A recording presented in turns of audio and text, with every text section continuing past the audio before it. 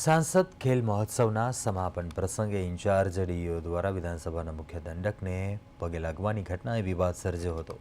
सांसद खेल મહોત્સવના સમાપન કાર્યક્રમ દરમિયાન ઇન્ચાર્જ ડીઈઓ મહેશ પાંડે જાહેર મંચ પર વિધાનસભાના મુખ્ય દંડકને પગે લાગ્યા અને આ ઘટનાનો વિડીયો સામે આવતા શિક્ષણ જગતમાં તેમજ રાજકીય વર્તુળોમાં ભારે ચર્ચા જગાવી। આ સમગ્ર મામલે એનએસયુઆઈ દ્વારા ઉગ્ર વિરોધ પ્રદર્શન કરવામાં આવ્યું। એનએસયુઆઈના કાર્યકરો ડીઈઓ કચેરીએ પહોંચીને સૂત્રોચ્ચાર કર્યા અને ઇન્ચાર્જ ડીઈઓના રાજીનામાની માંગ કરી। જો કે એનએસયુઆઈના કાર્યકરો કચેરીએ પહોંચે તે પહેલા જ ઇન્ચાર્જ ડીઈઓ ઓફિસ છોડીને નીકળી ગયા હતા। એનએસયુઆઈ પ્રમુખ અમર વાઘેલાએ જણાવ્યું કે ઇન્ચાર્જ ડીઈઓ જાહેરમાં લોકોની માફી નહીં માગે ત્યાં સુધી આ લડત ચાલુ રહેશે।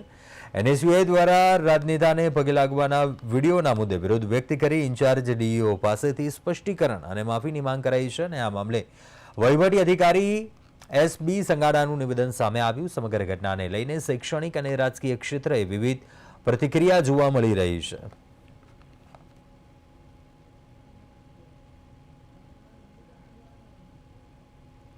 એક શરમજનક એમના દ્વારા કરવામાં આવી હતી અને જાહેરમાં એક સાંસદના ભારતીય જનતા પાર્ટીના તે પગે લાગ્યા હતા।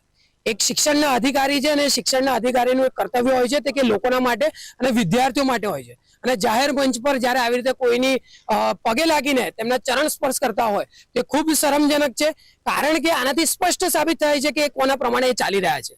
હું ડીઓને આજે એનએસયુઆઈ કહેવા માટે આવ્યું છે કે જે પણ એમનો પગાર થતો હોય એ કોઈ ભારતીય જનતા પાર્ટીના નેતા નથી કરતા, તે અહીંયાની લોકલ જનતા તેમને ટેક્સ ભરીને તેમને આપે છે અને જ્યારે ક્લાસ 1 ઓફિસર દ્વારા આવી રીતનું કૃત્ય કરવામાં આવે તો એ વડોદરા શહેર માટે ખૂબ શરમજનક છે।